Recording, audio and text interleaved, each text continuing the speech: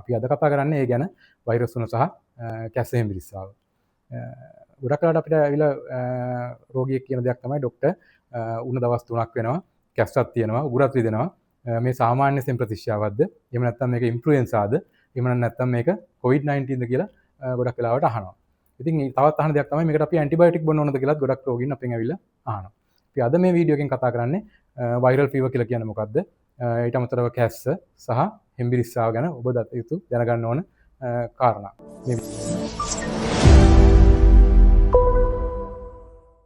මේ වීඩියෝ එක අවසානයේ දක්වාම බලන්න. මොකද අවසානයේදී අපි කියනවා අනතුරු වැංගවීමේ ලක්ෂණ. එහෙම නැත්නම් ඩේන්ජර් සයින්ස්. ඔබ ඔබේ දරුවෙකුගේ ජීවිතය බේරා ගන්න උනත් මේ කාරණා ටික වැදගත් වෙවි මේ ඩේන්ජර් සයින්ස් ඔබ අවබෝධ කර ගැනීම. ඉතින් මුලින්ම බලමු අපි මොකද්ද මේ වෛරල් ෆීවර් කියලා කියන්නේ කියලා. අපේ ශරීරයට වෛරස් එකක් පිටින් ඇතුළු වුණාම ඒකට ප්‍රතිචාරයක් විදියට අපේ ශරීරයේ උෂ්ණත්වය ඉහළ යනවා. ඒක තමයි අපි වෛරස් උණ එහෙම නැත්නම් වෛරල් ෆීවර් කියලා කියන්නේ.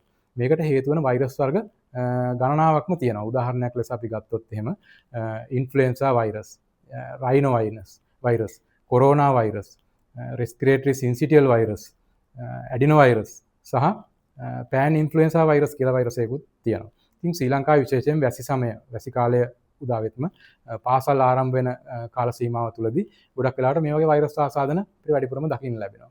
ඉතින් වෛරස් එක මුලින්ම අපි දැනගන්න ඕනේ තමයි වෛරස් එක පැතිරෙන්නේ කොහොමද කියලා. වෛරස් එකක් පැතිරෙන්නේ ගොඩක් වෙලාවට කැස්සෙන්, එහෙම නැත්නම් කිවිසුන් යාමෙන්. ඊළඟට අත්මගින් අපි සෝදන්නේ නැතුව ඉන්නවා නම් අත්මගින්. ඊට පස්සේ දූෂිත වෛරස් වලින් දූෂිත වෙලා තියෙන මත පිට අපි ස්පර්ශ කරොත් ඒ මගිනුත් මේ වෛරස් වර්ග අපිට එන්න පුළුවන්. ඊට අමතරව රෝගී පුද්ගලයෙක් ඊට ආසන්නව සිටීමෙන් නිසා ගොඩක් වෙලාවට මේ වෛරස් එන්න පුළුවන්. ඒක නිසා එකම පවුලේ කිහිප දෙනෙකුට එකවර මේ රෝගී තත්ත්වය වැළඳීම අසාමාන්‍ය දෙයක් නෙමෙයි ගොඩක් වෙලාවට. එකිනෙකට හදනවා අනිත් අයටත් අනිත් දරුවන්ටත් මේක එන්න පුළුවන්. ඉතින් වෛරල් ෆීවර් වලදී අපි ගොඩක් වෙලාවට ඇතිවන රෝග ලක්ෂණ සාමාන්‍යයෙන් මෙන්න මේ අපි මේ මතුවට සඳහන් කරන ලක්ෂණ එකක් හෝ කිහිපයක් අපිට ගොඩක් වෙලාවට තියෙන්න පුළුවන්. ඒ රෝග ලක්ෂණ තමයි උණ, ඇඟපත වේදනාව, හිස රදය, සීතල දැනීම, උගුර රිදීම, ඒ වගේම නාසයෙන් වතුර ගැලීම, නාසය වැහිලා වගේ අපි කියනවා නාහේ බ්ලොක් වෙලා කියලා කියන ගොඩක් වෙලාවට. එහෙම නැත්නම් කැස්ස. ඊළඟට කටහඬ අපේ වෙනස් වෙනවා. ඊළඟට ඇස් රතු වෙනවා. අපිට මහන්සියක් දැනෙනවා. වෙනතට වැඩිය හති ගතියක් දැනෙනවා. ආහාර ගැනීමේ අරුචියක් ඇති වෙනවා. ගොඩක් වෙලාවට පේෂන්ට් ඇවිල්ලා කියන්නේ ડોක්ටර් මේ දවස් ටිකේ කන්නම බෑ කියලා තමයි කියන්නේ. ඊට අමතරව කලාතුරකින් සමහර විට වමනය, පාචනය වගේ තත්ත්වත් මේ රෝගී තත්ත්වයත් එක්ක ඇති වෙන්න පුළුවන්. ගොඩක් වෙලාවට කුඩා දරුවෝ ගත්තොත් එහෙම කුඩා දරුවන්ට කිරි බොන්න ගොඩක් වෙලාවට අපහසු වෙනවා. ඊළඟට මේ දරුවෝ නිතර මේ වගේ රෝගී තත්ත්වයක් ආවම දිගටම අඬනවා. ඊට පස්සේ රැයට නිදා ගන්න නැහැ කියලා අම්මලා ඇවිල්ලා කියනවා. ඊට පස්සේ එයා ඇක්ටිව් ගතිය ගොඩක් අඩු වෙනවා. ක්‍රීඩා කරන්නේ නැහැ, සෙල්ලම් කරන්නේ නැහැ, ඇක්ටිව් නැතුව ඉන්නවා. ඉතින් ඒවා තමයි රෝග ලක්ෂණ. වෛරල් ෆීවර් එක කොච්චර දවස් තියෙනවද කියලා තමයි අනිත් ප්‍රශ්නේ ගොඩක් අය අහන්නේ. බොහෝ වෙලාවට වෛරල් ෆීවර් එකක් එහෙම නැත්නම් වෛරස් ආසාදනයක් මේ වගේ උණ හෙම්බිරිස්සාව හැදෙන වෛරස් ආසාදනයක් දින 3ක් 5ක් අතර තියෙන පුළුවන් තිබිලා සනීප වෙලා යනවා. සාමාන්‍යයෙන් ඒකත් එක්ක එන කැස්ස ගොඩක් වෙලාවට සති දෙකක් දක්වා වුණත් තියෙන පුළුවන්. ඒක අසාමාන්‍ය දෙයක් නෙවෙයි. ඒ නිසා උණ අඩු වුණා කියලා කැස්ස දවසක් දෙකකින් නැති වුන්නේ නැහැ කියලා කැස්ස පොඩ්ඩක් තියෙනවා කියලා අපි ගොඩක් බය වෙන අවස්ථාවක් නැහැ. නමුත් කැස්ස අපිට දිගටම තියෙනවා නම් වැඩි වෙනවා නම් හුස්ම ගැනීමේ අපහසුතාවක් දැනෙනවා නම් වෛද්‍යවරයෙකු ඔබ හමු වීම අත්‍යවශ්‍ය වෙනවා. එතකොට මේ රෝගයට ඊළඟට අහන දේ තමයි ගොඩක් වෙලාවට අම්මලා අහන්නේ ડોක්ටර් මේකට අපි ඇන්ටිබයොටික් දෙන්න ඕනද කියලා. මේ ප්‍රශ්නේ ගොඩක්ම අය අපෙන් අහන ප්‍රශ්නයක්. ඉතින් මේකට දෙන්න තියෙන උත්තරේ ඉතාමත්ම සරලයි. වෛරස් නිසා ඇති වෙන රෝගයකට අපිට ඇන්ටිබයොටික් දුන්නා කියලා ඒකෙන් ප්‍රතිඵලයක් ලැබෙන්නේ නැහැ. ඇන්ටිබයොටික් නිර්මාණය කරලා තියෙන බැක්ටීරියාවකින් හැදෙන ආසාදනයකට තමයි අපි ඇන්ටිබයොටික් එකක් දෙන්නේ. ඒ බැක්ටීරියාව මර්ධනය සඳහා. ඒක නිසා වෛරස් එකක් නිසා මේකට අපි ඇන්ටිබයොටික් දීම එච්චර ප්‍රයෝජනවත් වෙන්නේ නැහැ. ඊට පස්සේ වෛද්‍යවරයා ගොඩක් වෙලාවට පරීක්ෂා කරලා බලලා මේක බැක්ටීරියා ආසාදනයක් තියෙනවා කියලා තීරණය කරොත් එතකොට අපි ඒ වගේ වෙලාවට අපිට ඇන්ටිබයොටික් එහෙම නැත්නම් ප්‍රතිවීර්ක ඖෂධ ලබා ගන්න පුළුවන්. ඒක වෛද්‍ය නිර්දේශ මත පමණම තමයි. එහෙම නැතුව අපි සාමාන්‍යයෙන් ඇන්ටිබයොටික් කියන ඖෂධ අරගෙන පාවිච්චි කරන්නේ නැහැ. අනවශ්‍ය ලෙස ඇන්ටිබයොටික් ගැනීමෙන් ගොඩක් වෙලාවට ඇන්ටිබයොටික් රෙසිස්ටන්ස් කියලා අපි කියනවා. කියන්නේ ඇන්ටිබයොටික් වලට ආන්සර් කරන්නේ නැති තත්ත්වයක් එනවා ඊට පස්සේ.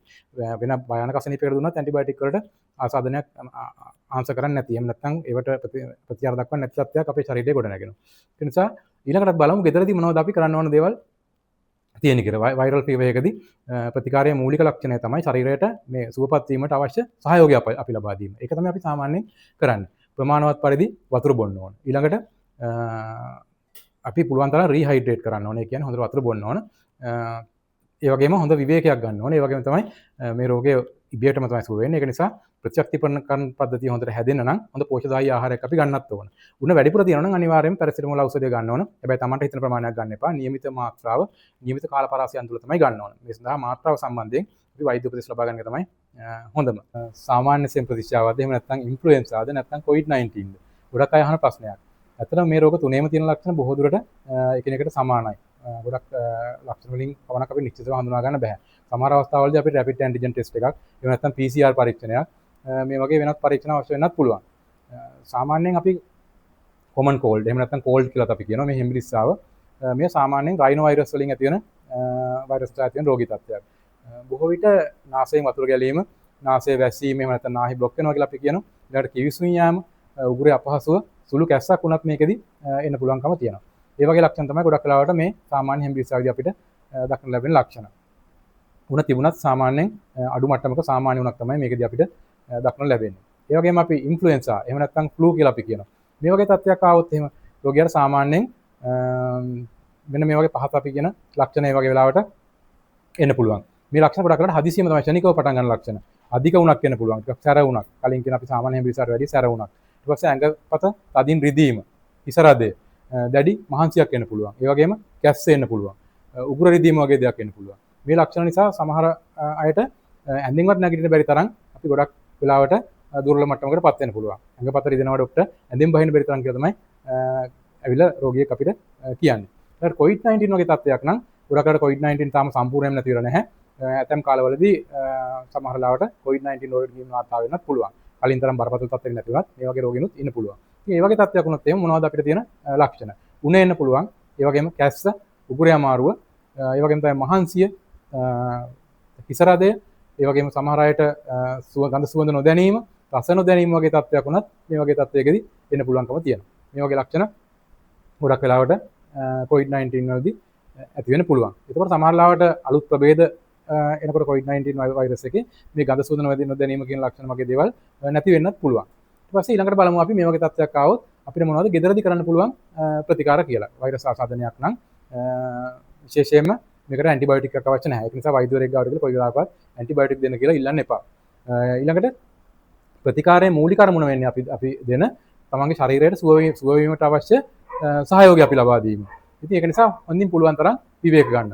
අසනීප වෙලත් වැඩ කරන්න යන්න, මහන්සිලා වැඩ කරන්න, කොහොම හරි කරලා පාසල් යවන්න, ඒ වගේ දේවල් කරන්න එපා. ගමන් බිමන් යන උත්සාහ කරන්න, ඒ වගේ දේවල් කරන්න එපා. පුළුවන් තරම් ඇඳ විවේකයක් මේ කාල සීමාව තුළ ලබා ගන්න. ඊළඟට ශරීරයේ ඒක නිසා ශරීරයේ විවේකය ඉතාමත්ම වැදගත් වෙනවා. ඒ වගේම තමයි ප්‍රමාණවත් තරම් දියර පානය කරන්න ඕන. හොඳට හයිඩ්‍රේට් වෙන්න ඕන. උණ තිබෙන විට ශරීරයෙන් ජලය වැඩිපුර වාෂ්ප වෙනවා. ඒක නිසා අපිට හොඳ වතුර ප්‍රමාණයක් ගන්න අවශ්‍යයි. ඉතින් මේක වතුර විදියට විතරක් නෙමෙයි අපිට කැඳ විදියට එහෙම නැත්නම් සුප් විදියට අවශ්‍ය නම් ඕරල් රීහයිඩ්‍රේෂන් සොලියුෂන් එකක් උනත් ගන්න පුළුවන්කම තියෙනවා. ඒ වගේම තමයි දියර මේ එතකොට යනවා දියර අපි මේ වගේ ප්‍රමාණවත් පරිදි ලබා ගන්න ඕනේ. ඊළඟට මුත්‍රා ගොඩක් වෙලාවට කහ පාටට යනවා නම් ශරීරයට තද කහ පාටකින් වගේ යනවා නම් ශරීරයට ජලය මදි බව තමයි අපිට ඒකෙන් දැනුම් දෙන්නේ. ඒක නිසා මේ වගේ රෝගියෙක් අනිවාර්යයෙන්ම වැඩිපුර ජලය පානය කිරීම අත්‍යවශ්‍ය වෙනවා. ඊළඟට උණ පාලනයට මොකක්ද අපි කරන්නේ? උණ පාලනයට කොයි වෙලාවකවත් තද උණට දෙන ඖෂධ වර්ග පාවිච්චි කරන්න එපා. NSAID වගේ ඖෂධ වර්ග පාවිච්චි කරන්න එපා. පැරසිටමෝල් කියන ඖෂධය නියමිත මාත්‍රාවෙන් ගන්න. මේ මාත්‍රාව සඳහා උපදෙස් ලබා ගැනීමට ඔබට වෛද්‍යවරයෙකුට කතා කරලා ඒ උපදෙස් ලබා ගන්න පුළුවන්. ගොඩක් වෙලාවට පොඩි දරුවෙකුට නම් අපි කිලෝග්‍රෑම් එකකට මිලිග්‍රෑම් 15ක් වෙන තමයි පැරසිටමෝල් ඖෂධය පාවිච්චි කරන්න එක වේල දෙන එක මාත්‍රාවකදී. ඒක වැඩිහිටියෙකුට නම් ගොඩක් වෙලාවට අපි වැඩිහිටියෙකුට නම් ගොඩක් වෙලාවට පෙති දෙකක් අපි ගන්න කියලා කියනවා. ඒ සාමාන්‍ය දරුවෙකුට නම් අපිට පෙත්තක් ගන්න කියලා කියන්නත් පුළුවන්. ඒ පැරසිටමෝල් ඖෂධය ලබා ගැනීමදී මේකේ මේ මාත්‍රාව හරීම වැදගත් වෙනවා. ඊළඟට කැස්සට මොකද අපි කරන්නේ? ගොඩක් වෙලාවට උණ අඩු වුණත් ඇවිල්ලා කියන දේ තමයි ડોක්ටර් උණ නම් අඩුයි. දැන් මොකද කරන්නේ? කැස්ස හොඳටම තියනවා කියලා ඉවරලා. ඉතින් කැස්ස කියලා කියන්නේ අතරම අපේ ශරීරයේ තියෙන ආරක්ෂක ප්‍රතිචාරයක්. අපේ ශරීරය ආරක්ෂා කරන්න තියෙන ප්‍රතිචාරයක් තමයි කැස්ස. ඒක නිසා හැම පොඩි කැස්සකටම කැස්ස සිරප් එකක් දෙන්න කියලා ડોක්ටර්ගෙන් ඉල්ලන්න එපා. ගොඩක් වෙලාවට වැඩිහිටියෙකුට නම් උණුසුම් ජලය පානය කරන්න, පොඩක් හිමාලය අල්ලන්න, උණුසුම් පානයන් ගන්න. මේ වගේ දේවල් කරාට පස්සේ කැස්ස ගොඩක් වෙලාවට අඩු වෙලා යනවා. ගොඩක් වෙලාවට අපි කරන දෙයක් තමයි වසර පොඩි දරුවන්ට මීපැන් ලබා දෙනවා. නමුත් වසර එකට අඩු අවුරුද්දකට අඩු දරුවෙකුට කවදාවත් මීපැන් ඔබ ලබා දෙන්න යන්න එපා. මීපැන් වල ලොකු ප්‍රතිඵලයක් අපිට ලැබෙන්නේ නැහැ. ඊළඟට අනිත් දේ තමයි කැස්ස සති සාමාන්‍යයෙන් 2කට වැඩිය පවතිනවා නම් ලේ සමග කැස්ස එනවා නම් ඕක කැස්ස දිනෙන් දින වැඩි වෙන මට්ටමක් තියෙනවා. තමන ගොඩක් අපහසුකාරී තත්ත්වයක් තියෙනවා. අනිවාර්යෙන් ඔබ වෛද්‍යවරයෙක් හමුවට යා යුතු වෙනවා. ඊළඟට අනිත් දේ තමයි නාසය බ්ලොක් වෙලා තියෙනවා නම්. ගොඩක් වෙලාවට පොඩි දරුවන්ගේ මේ කියනවා නාසය බ්ලොක් වෙලා කියලා අපි කියනවා. normal saline nasal drop අපිට දෙන්න පුළුවන්. normal saline nasal drop දෙකක් දවසට 3 සැරයක් වෙන්න වගේ අපිට පාවිච්චි කරන්න පුළුවන් දරුවෙක්ගේ නාහය බ්ලොක් වෙලා තියෙනවා නම්. ඊළඟට ආහාර ගැනීම. ආහාර රුචිය ගොඩක්ම අඩු වෙලා තියෙනවා නම්. සැහැල්ලු ආහාර මේ ආහාර රුචිය අඩු වෙලා තියෙනවා නම් සැහැල්ලු ආහාර, පළතුරු, එළවලු, ප්‍රෝටීන් ගොඩක් තියෙන ආහාර අනිවාර්යයෙන්ම දෙන්න අත්‍යවශ්‍යයි. මේකදී අපි වැරදි මතයක් තියෙනවා. උණ තියෙනවා නම් කන්න හොඳ නැහැ කියලා. ඒක සම්පූර්ණ වැරදි මතයක්. උණ තිබුණයි කියලා ප්‍රශ්නයක් නැහැ. අපිට ආහාර ගන්න පුළුවන් මට්ටම ආහාර අපි ලබා දෙන්න ඕන. නිසි පෝෂණයක් ප්‍රතිශක්තිකරණය කොට නගන්න අත්‍යවශ්‍ය වෙන නිසා. ඊට අමතරව වෛරස් ආසාදනයක් නම් ගොඩක් වෙලාවට ඉන්ෆ්ලුවෙන්සා වගේ රෝගී තත්ත්වයක් නම් අපි ඇන්ටිවයිරල් ප්‍රතිකාර වෛද්‍යවරයෝ විසින් නිර්දේශ කරනවා. අපි ගොඩක් වෙලාවට ටැමිෆ්ලූ කියලා කියනවා. ඒ වගේ දේවල් අපි ලබා දෙන්න පුළුවන් වෛද්‍ය උපදෙස් අනුව. නමුත් හැම වෛරස් තුනකටම අපි ඇන්ටිවයිරල් දෙන්න යන්නේ නැහැ. ඊළඟට අපි මේ වීඩියෝ ඉතාම වැදගත්ම කොටස තමයි ඊළඟට එන කොටස. මොකද අපිට මොන වගේ ලක්ෂණ ආවොත් අපි වෛද්‍යවරයෙක් ගාවට අනිවාර්යෙන් යන්න අවශ්‍ය කියන කාරණාව. ඒක ඉතාමත්ම වැදගත් වෙනවා. වැඩිහිටියන්ට නම් අපි දරුවන්ට මේ ලක්ෂණ අපි ඩේන්ජර් සයින්ස් කියලා කියනවා. එහෙම නැත්නම් රෙඩ් ෆ්ලැග් සයින් කියලා කියනවා. මේ වගේ ලක්ෂණ ආවොත් අනිවාර්යෙන් වෛද්‍යවරයෙක් ගාවට ඔබ යන එක තමයි කරන්න අවශ්‍ය වෙන්නේ. එතකොට ඔබේ පවුලේ කෙනෙකුට මේ වගේ ලක්ෂණ තියෙනවා නම් ඔහු අනිවාර්යෙන් වෛද්‍යවරයෙක් ගාවට යොමු කරන්න. ගොඩක් වෙලාවට මේ කැස්සියම් පිළිසාවත් එක උනත් එක්ක ඔබට හුස්ම ගැනීමේ අපහසුතාවයක් තියෙනවා නම්, ඔබ හුස්ම හිරවීමක් තියෙනවා නම්, ඊළඟට ඒකම තමයි පපුවේ තද වේදනාවක් තියෙනවා නම්, අධික නිදිමත ගතිය එහෙම නැත්නම් සිහිය වෙනස් වීම මේ වගේ තත්ත්වයක් තියෙනවා නම්, ඊළඟට නැවත වමනය කිරීම, වමනේ නිතර නවතින්නේ නැහැ, වමනේ දිගටම යනවා. ඉතින් මේ වගේ තත්ත්වයක් තියෙනවා නම්, ඊළඟට කිසිම දියරයක් බොන්න බෑ. බොන්න අමාරුයි. කිසිම දෙයක් අපිට ඕරල් ෆ්ලුයිඩ් මොකුත් ගන්න බෑ. ඊට පස්සේ ඊට අමතරව දින කිහිපයකට පසුව නැවත අධික උණ ඇති වෙනවා නම්, උණ අඩු වෙලා තිබිලා දින කිහිපයකට පස්සේ නැවතත් දැඩි උණ එනවා. ගොඩක් රෝගී තත්ත්වයකටපත් වෙලා. ඉතින් මේ වගේ තත්ත්වයක් තියෙනවා නම්, එහෙම නැත්නම් මුත්‍රා පිටන ප්‍රමාණය අඩු නම්, මේ වගේ රෝග ලක්ෂණ තියෙනවා නම් අනිවාර්යයෙන්ම ශරීරයේ වියලි යාමේ ලක්ෂණ තියෙනවා නම් මේ වගේ පුද්ගලෙක් වෛද්‍යවරයෙක් ගාවට යා යුතුම වෙනවා. ඊළඟට බලමු මොනවද දරුවන්ගේ අපි හඳුනා ගන්න මේ වගේ ඩේන්ජර් සයින්ස්. එහෙම නැත්නම් භයානක ලක්ෂණ. ඒක මේවා අපි අවබෝධයෙන් ඉන්නවා නම් අනිවාර්යයෙන්ම අපිට හරිම පහසුවෙන් වෛද්‍යවරයෙක් ගාවට මේ දරුවන් අපි යොමු කරගන්න පුළුවන්. ඒක හුස්ම වේගයෙන් ගන්නවා නම් පොඩි දරුවෙක්. ඊළඟට ඒ වගේම තමයි පපුව ඇතුළට ඇදමින් හුස්ම ගැනීම ගොඩක් වේගවත් වෙනවා නම්. ඊළඟට නියපොතු එහෙම නැත්නම් තොල් නිල් පාට ගතිය එනවා නම්. ඊළඟට වගේම තමයි කිරි හෝ ආහාර සම්පූර්ණයෙන්ම දරුවා ප්‍රතික්ෂේප කරනවා නම්. කිරි බොන්නෙත් නැහැ, ආහාර ගන්නෙත් නැහැ, ඒක කෑම ප්‍රතික්ෂේප කරනවා නම්. අධික නිදිමත ගතිය. ඊළඟට ඇහැ අරවීමට හරිම අපහසුයි. ඒකම මේ රෝගී තත්ත්වයක් එක්ක කීප සැරයක් ෆිට් එක එනවා. එහෙම නැත්නම් එක සැරයක් හෝ ෆිට් එක එනවා. ඒ වගේ තත්ත්වයක්. ඒ වගේම තමයි මුත්‍රා පිටවීම අඩුවීම. ඒ වගේම දරුවා ක්‍රීඩා නොකර මුකුත් ක්‍රීඩා කරන්න කොහොමද හොඳ නැහැ මේ වගේ අවස්ථාවේදී දරුවා ගොඩක් ඇක්ටිව් නැතුව ඉන්නවනම්, නිද්‍රාශීලීව ඇක්ටිව් නැතුව අසාමාන්‍ය ලෙස නිහඬ වෙලා ඉන්නවනම් මේ වගේ තත්ත්ව දෙනවා අපි අනිවාර්යයෙන්ම ඔබ බල ඉන්න එපා. ඔබේ දරුවා වෛද්‍යවරයෙක් ගාවට යොමු කර ගැනීම අත්‍යවශ්‍යයි. ඉතින් විශේෂ අවධානම් කණ්ඩායම් ඊළඟට වැදගත් වෙනවා. මේ වගේ රෝගී තත්ත්වයකදී අපි අනිවාර්යෙන් සැලකිලිමත් වෙනවා විශේෂ අවධානම් කණ්ඩායම් සම්බන්ධයෙන්. එතකොට ඒගොල්ලන්ට මේ රෝගී තත්ත්ව සාමාන්‍යයෙන් තිබුණත් අවධානම ටිකක් වැඩි. ගොඩක් වෙලාවට අවුරුදු 65ට වැඩි හිටියන්. ඒ වගේම තමයි මාස 6ට අඩු ලදරුවන්. ඊළඟට දියවැඩියාව තියෙන අය. ඊළඟට හෘද රෝගීන්. ඊළඟට පෙනහළු රෝගීන්. ඊගවට වකුගඩු වල යම් කිසි රෝගී තත්ත්වයක් තියෙනවා නම්. ඒ වගේම තමයි පිළිකා සඳහා යම් ප්‍රතිකාරයක් ලබන අය. ඒගොල්ලන්ගේ ප්‍රතිශක්තිකරණය ගොඩක් වෙලාවට ඇඟේ අඩු වෙලා තියෙනවා. ඉතින් ඒක නිසා මේ ප්‍රතිශක්තිකරණය අඩු රෝගීන්.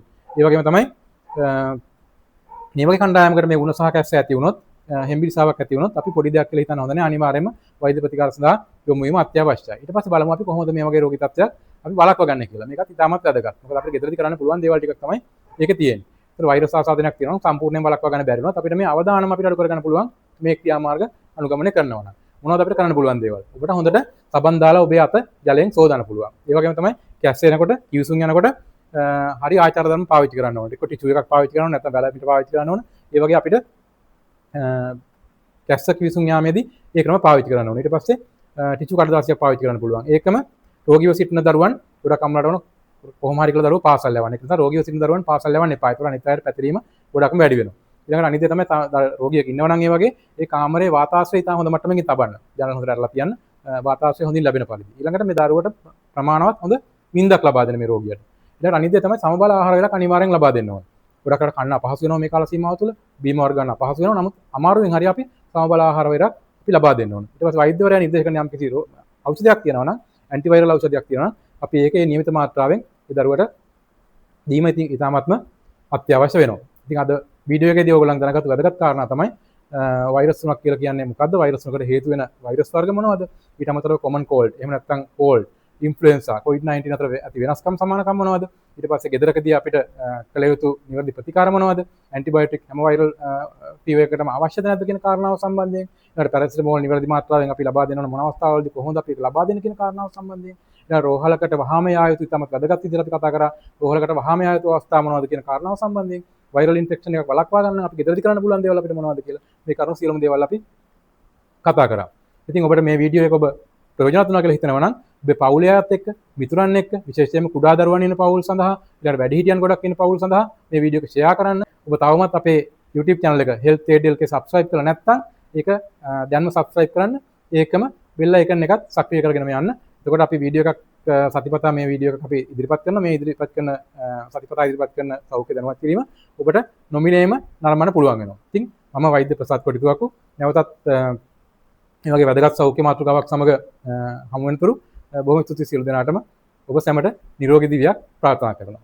ඉතින් ඊළඟට අනිත් තවත් මේක අවසානයේ තව කාරණාවක් කියන එක ඉතාමත් වැදගත් කාරණාවක් නිසා මේ දිනවල ශ්‍රී ලංකාවේ ඩෙන්ගු රෝගය ඉතාමත් සුලභව ව්‍යාප්ත වෙනවා. ඒක නිසා අපි වෛරස් තුනකදී අපි මූලික කාල සීමාව භයානක නොවුනත් අනිවාර්යයෙන්ම උණක් තියෙනවා නම් මේ කාල සීමාව තුළ දවස් දෙකක් වගේ උණ තියෙනවා නම් වෛද්‍ය ප්‍රතිකාර ලබා ගැනීම ඉතාමත්ම අවශ්‍ය වෙනවා. මොකද අපි ඩෙන්ගු රෝගයෙන් අනිත් මේ කියන සාමාන්‍ය උණ වෛරස් උණ තත්ත්ව ඒ වගේම ඉන්ෆ්ලුවෙන්සා කියන තත්ත්ව වෙන් කර ගන්න අවශ්‍ය නිසා. වෛරස් උණක් මොන උණක් උණ දවස් දෙකකට වැඩි තියෙනවා අනිවාර්යයෙන්ම මේ දවස් වලට වෛද්‍ය ප්‍රතිකාර ලබා ගැනීම ඉතාමත් වැදගත් වෙනවා. මොකද ඩෙන්ගු රෝගය ඉතාමත්ම සුලභව පැතිරලා තියෙන නිසා. ඒක අවසානයේ වැදගත් පණිවිඩ විදිහට මම මේ අවස්ථාවේ සඳහන් කරන්න කැමතියි.